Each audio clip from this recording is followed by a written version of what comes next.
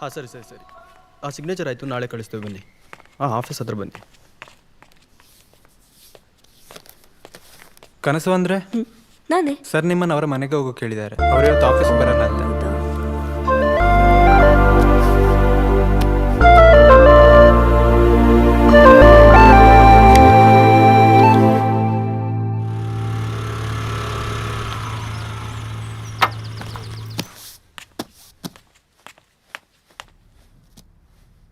Sir welcome ಕನ್ಸು, welcome to my palace.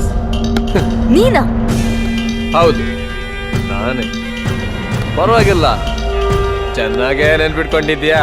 ಹೇ, ನಾನು ನಿನ್ನ ಹತ್ರ ಮಾತಾಡೋಕೆ ಬಂದಿರೋದಲ್ಲ, ನಾವು ವಿ ಸಿ ಸರ್ನ ಮೀಟ್ ಆಗೋಕೆ ಬಂದಿರೋದು. ಅಫ್ಕೋರ್ಸ್ ಮೀಟ್ ಆಗ್ಬೋದು. ಅದಕ್ಕಿಂತ ಮುಂಚೆ ನಿಂಗೊಂದು ಶಾಕಿಂಗ್ ನ್ಯೂಸ್ ಇದೆ. ಯುನೋ, ನಿನ್ನ 10 ಕಾಲೇಜ್ ಅಪ್ಲಿಕೇಶನ್ಸ್ ರಿಜೆಕ್ಟ್ ಆಗೋದಕ್ಕೆ ನಾನೇ ಕಾರಣ.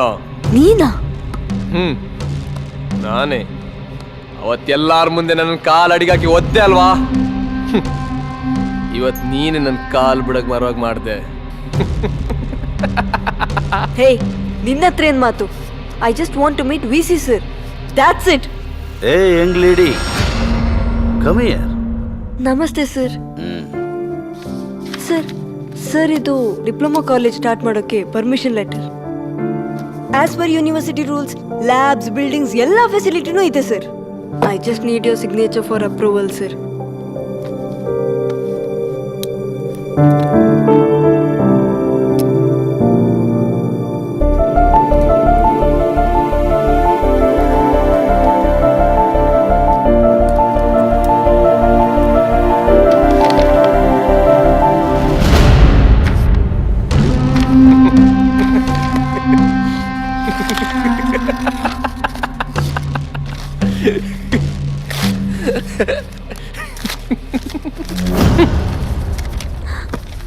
My son is my world.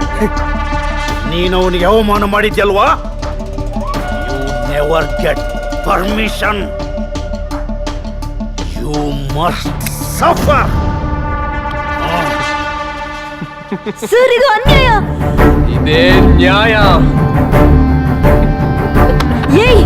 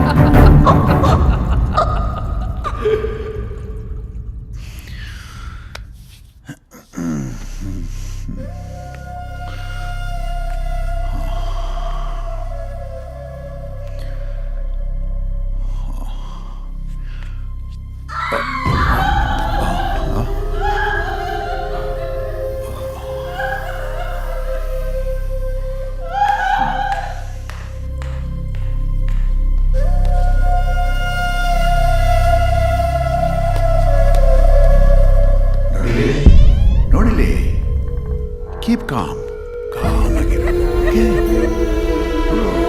ನೋಡಿ, ಸಮಾಧಾನ ಡೋಂಟ್ ವರಿ.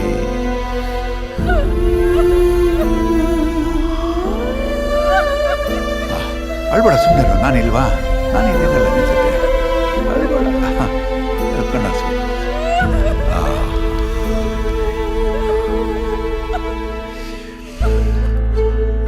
ನನ್ನ ಮಗಳು ಕನಸು.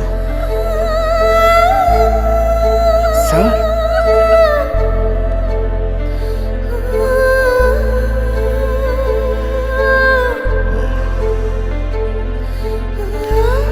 she is a fighter.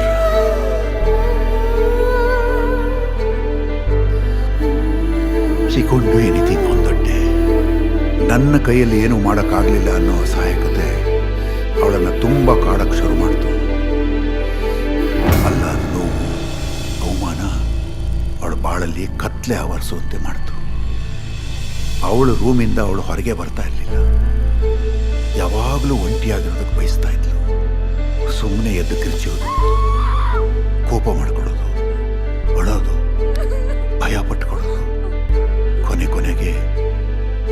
ನಡೆಯೋದನ್ನೇ ಮರೆತು ಹೋದ್ಲು. ವೀಲ್ ಚೇರ್ನಲ್ಲಿ ಹೋಗೋ ಥರ ಆಯಿತು. ಅವಳ ಹತ್ರ ಮಾತಾಡಿದ ಕೌನ್ಸಿಲರ್ ಒಂದು ಮಾತು ಹೇಳಿದ್ರು. ಅವಳ ಬಾಡಿಗೆ ಮತ್ತು ಬ್ರೈನ್ಗೆ ಏನು ಎಫೆಕ್ಟ್ ಆಗಲಿಲ್ಲ, ಆದರೆ ಮನಸ್ಸಿಗೆ ದೊಡ್ಡ ಆಘಾತ ಆಗಿದೆ. ಅವಳ ಮನಸ್ಸಿನಲ್ಲಿ ಕಾಡಿದ ಅಸಹಾಯಕತೆ ಫಿಸಿಕಲ್ ಸಿಂಟಮ್ಸ್ಗಳಲ್ಲಿ ತೋರಿಸ್ತಾ ಇದೆ. ಅವಳ ಬಾಡಿಯಲ್ಲಿ ಯಾವುದೇ ಶಕ್ತಿ ಇಲ್ಲ ಅಂತ ಅವಳು ಅಂದ್ಕೊಂಡಿದ್ದಾಳೆ. ಇದನ್ನು ನಾವು ಕನ್ವರ್ಷನ್ ಡಿಸಾರ್ಡರ್ ಅಂತ ಕರೀತೇವೆ. ಇದರಿಂದ ಅವಳು ಹೊರಗೆ ಬರಬೇಕು ಅಂತಂದರೆ ಅವಳು ಏನು ಸಾಧಿಸಬೇಕು ಅಂತ ಹೊರಟಿದ್ದಾಳೆ ಅದು ಅವಳ ಕಣ್ಣ ಮುಂದೆ ಸಂಭವಿಸಬೇಕು. ಆಗ ಅವಳಲ್ಲಿ ದೊಡ್ಡ ಪರಿವರ್ತನೆ ಆಗ್ತದೆ. ಅವಳು ಮತ್ತೆ ಮುಂಚಿನ ರೀತಿಯಲ್ಲಿ ಆಗ್ತಾಳೆ. ಈ ಮಾತುಗಳು ನನ್ನನ್ನು ತುಂಬ ಯೋಚನೆ ಮಾಡೋ ಥರ ಮಾಡಿತು. ಅವಳಿಗೆ ದೊಡ್ಡ ಕನಸು ಅಂತ ಇದ್ದಿದ್ದು ಕಾಲೇಜು.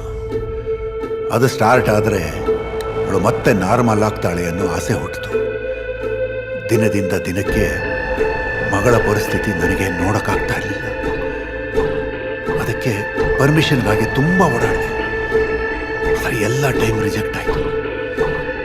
ಆಗ ಮಗಳಿಗೋಸ್ಕರ, ಮಗಳ ಭವಿಷ್ಯಕ್ಕೋಸ್ಕರ ಅನಿವಾರ್ಯವಾಗಿ ತಪ್ಪು ಅಂತ ಗೊತ್ತಿದ್ರು without the permission of university college start ಮಾಡಿದೆ.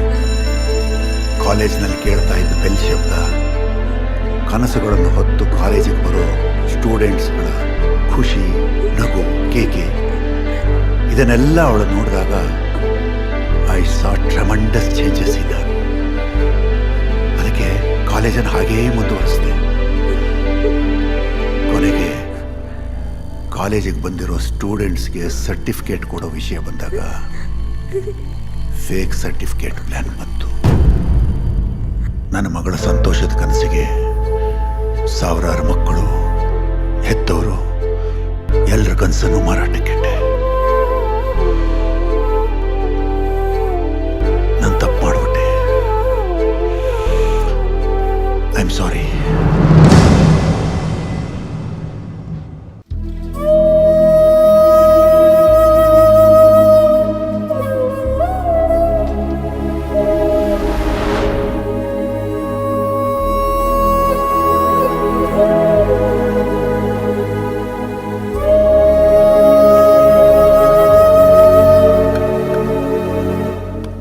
ಸರ್, ಬುಕ್ಸ್ ಏನಾದರೂ ಬೇಕಾ?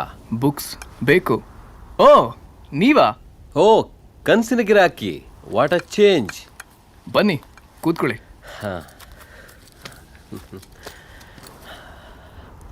ಅವತ್ತು ಪುಸ್ತಕ ಬೇಡ ಅಂದಿದ್ರಿ. ಹೌದು, ಕಾಲ ಎಲ್ಲವನ್ನು ಬದಲಿಸುತ್ತೆ. ಮತ್ತೆ ಈಗಲೂ ಬುಕ್ಸ್ ಮಾಡ್ತಿದ್ದೀರಾ? ಹಾ, ಬುಕ್ ಸೇಲ್ ಮಾಡೋದ್ರ ಜೊತೆಗೆ ನಾನು ನಿಮ್ಗೆ ಅವತ್ತು ಹೇಳಿರೋ ಥರನೇ UPSC ಎಕ್ಸಾಮಿಗೆ ಪ್ರಿಪೇರ್ ಆಗ್ತಾ ಇದ್ದೆ. ಎಲ್ಲಿ ಟೈಮ್ ಸಿಗುತ್ತೋ ಅಲ್ಲಿ ಲೆಕ್ಚರ್ಸ್ ಕೇಳ್ತಾ ಇದ್ದೆ. ಲೈಬ್ರರಿನಲ್ಲಿ ಕೆಲಸ ಮಾಡ್ತಿದ್ದ ನನ್ನ ಅಮ್ಮ ದಿನ ಬೇರೆ ಬೇರೆ ಪುಸ್ತಕಗಳನ್ನು ಓದಿ ರೆಕಾರ್ಡ್ ಮಾಡಿ ಕೊಡ್ತಾ ಇದ್ಲು. ನಾನು ಅವುಗಳನ್ನೇ ಕೇಳ್ಕೊಂಡು ತಯಾರಾಗ್ತಾ ಇದ್ದೆ. ಅವಳು ಮನೆ ಕೆಲಸಗಳನ್ನೆಲ್ಲ ಮುಗಿಸಿ ನನಗೆ ಎಲ್ಲ ಸಬ್ಜೆಕ್ಟ್ಗಳನ್ನು ಎಕ್ಸ್ಪ್ಲೇನ್ ಮಾಡ್ತಾ ಇದ್ಲು. ಮೇನ್ಸ್ ಎಕ್ಸಾಮ್ ಬರೆದೆ, ಪಾಸ್ ಆದೆ. ಇಂಟರ್ವ್ಯೂ ಅಟೆಂಡ್ ಮಾಡಿದೆ. ರಿಸಲ್ಟ್ ದಿವಸ ಅಮ್ಮ ನನ್ನ ಟ್ಯಾಬ್ನಲ್ಲಿ ರ್ಯಾಂಕ್ ಲಿಸ್ಟನ್ನು ನೋಡ್ತಾ ಇದ್ಲು. ಈಗಾಗಲೇ 4 ಬಾರಿ ಪರೀಕ್ಷೆ ಬರೆದಿದ್ದ ನಾನು 5ನೇ ಬಾರಿ ಪಾಸ್ ಆಗ್ತೀನೋ ಇಲ್ಲೋ ಅನ್ನೋ ಭಯ ನನ್ನಲ್ಲಿ ಕಾಡ್ತಾ ಇತ್ತು. ರವಿ, ನೀ ಪಾಸ್ ಆದಿ ಕಣೋ. ಅಮ್ಮ, ಥ್ಯಾಂಕ್ಸ್ ಅಮ್ಮ.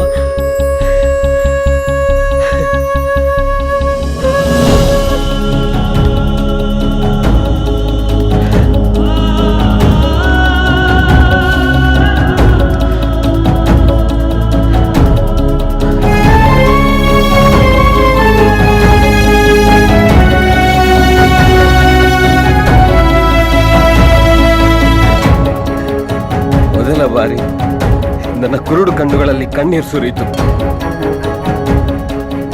ಅಗಾಧವಾದದ್ದೇನನ್ನೋ ಸಾಧಿಸಿದೆ ಅನ್ನೋ ಸಂಭ್ರಮ ನನ್ನ ಮನಸ್ಸಲ್ಲಿ ಮೂಡಿತು. Wow, great. ನಾನು ಬದುಕಿನಲ್ಲಿ ತುಂಬಾ ಕನಸುಗಳನ್ನ ಕಂಡೆ, ಯಾವುದು ನನ್ಸಾಗ್ಲಿಲ್ಲ.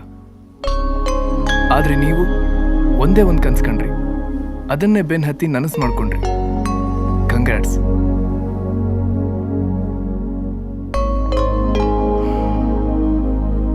ಅದಿರ್ಲಿ, ಮತ್ತೆ ಯಾಕೆ ಈ ಪುಸ್ತಕ ವ್ಯಾಪಾರ? ಭೂಮಿ ತಿರುಗೋದನ್ನ ಮರೆತಿದ್ರೆ ನಾವು ಹಗಲಲ್ಲಿ ಸೂರ್ಯನ್ ನೋಡ್ತಿರ್ಲಿಲ್ವಂತೆ, ರಾತ್ರಿ ನಕ್ಷತ್ರಗಳ ರಂಗೋಲಿ ನೋಡ್ತಿರ್ಲಿಲ್ವಂತೆ. ಮನುಷ್ಯ ಆದವನು ಆಡಿದ ಮಾತು ಮರಿಬೋದು, ಕೇಳಿದ ಮಾತು ಮರಿಬೋದು, ಆದ್ರೆ ಅನ್ನ ಕೊಟ್ಟ ಮೂಲನ ಯಾವತ್ತೂ ಮರಿಬಾರ್ದು ಕಣಪ್ಪ. ಗ್ರೇಟ್. ಎಕ್ಸ್ಕ್ಯೂಸ್ ಮೀ, ನನ್ನ ನೆನಪಿದ್ಯಾ? Hey, how can I forget you? ನಾನೀಗ ತುಂಬಾ ಖುಷಿಯಾಗಿದ್ದೀನಿ. ಅದು ನಿನ್ನಿಂದ ಸೂರ್ಯ. ನೀನ್ ಅವತ್ತೊಂದು ಮಾತು ಹೇಳಿದ್ದೆ, ನೆನ್ಪಿದ್ಯಾ? ಆ ಮಾತುಗಳೇ ನನ್ನ ಮತ್ತೆ ಡ್ಯಾನ್ಸರ್ ಆಗೋ ತರ ಮಾಡಿದ್ದು. ಈ ಜಗತ್ಗೆ ನಾನು ಏನು ಅನ್ನೋದನ್ನ ಪ್ರೂವ್ ಮಾಡಬೇಕು ಅನ್ನಿಸ್ತು. ನನ್ನ ಕಂಫರ್ಟ್ ಝೋನಿಂದ ಹೊರಗೆ ಬಂದೆ.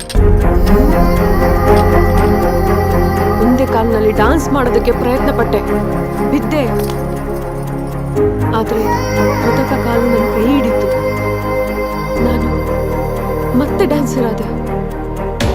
ನನ್ನ ಒಂಟಿ ಕಾಲಿಗೆ ಗೆಜ್ಜೆ ಕಟ್ಟಿದೆ. ಹಾ, ಒಂದು ಗುಡ್ ನ್ಯೂಸ್ ಇದೆ.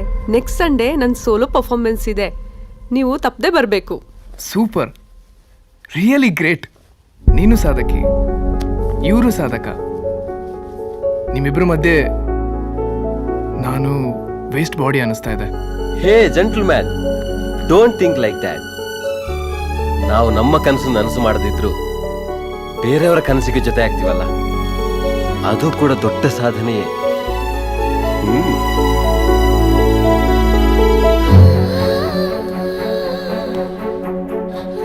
ನಾವು ನಮ್ಮ ಕನಸು ನನಸು ಮಾಡದಿದ್ರು ಬೇರೆಯವರ ಕನಸಿಗೆ ಜೊತೆ ಆಗ್ತೀವಲ್ಲ, ಅದು ಕೂಡ ದೊಡ್ಡ ಸಾಧನೆಯೇ.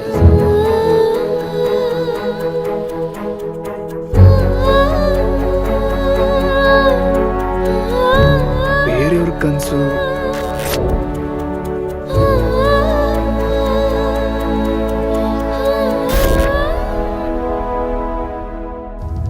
ಸರ್, ನಿಮ್ಮ ಮಗಳ ಕನಸಿಗೆ ನಾನು ಜೊತೆ ಆಗ್ತೀನಿ. ಆ ಕನಸನ್ನ ನಾನು ನನ್ಸ್ ಮಾಡ್ತೀನಿ. ನಡೆದಷ್ಟಿದೆ ಪಡೆಯುತ್ತಿರು, ಪಡೆವ ಫಲವು ಪಡೆದಷ್ಟಿದೆ. ಹೋರಾಡು ಬಾ ಈ ಲೋಕದ ರಣರಂಗದಿ ಗೆಲ್ಲು ಬಾ, ಈಜಾಡು ಬಾ ಈ ಕಾಲದ ಕಡಲ ತೀರ ಸೇರುವ. ನಡೆಯುತ್ತಿರು, ನಡೆವ ನೆಲವು ನಡೆದಷ್ಟಿದೆ. ಪಡೆಯುತ್ತಿರು, ಪಡೆವ ಫಲವು ಪಡೆದಷ್ಟಿದೆ.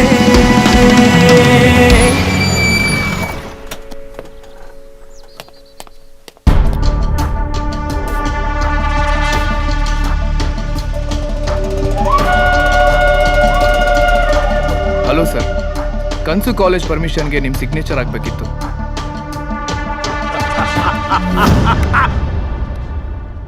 ನೀವು ಸಿಗ್ನೇಚರ್ ಹಾಕಲ್ಲ ಅನ್ನೋಕ್ಕೆ ಯಾವ ಕಾರಣನೂ ಇಲ್ಲ. As per the university rules and regulations, building, class room structures ಎಲ್ಲ ತುಂಬಾ ಚೆನ್ನಾಗಿದೆ. ಲೆಕ್ಚರರ್ಸ್, ಲ್ಯಾಬ್ ಎಕ್ವಿಪ್ಮೆಂಟ್ಸ್ ಯಾವುದಕ್ಕೂ ಏನು ಕಡಿಮೆ ಇಲ್ಲ. ಇನ್ನೇನ್ ಬೇಕು ಸರ್?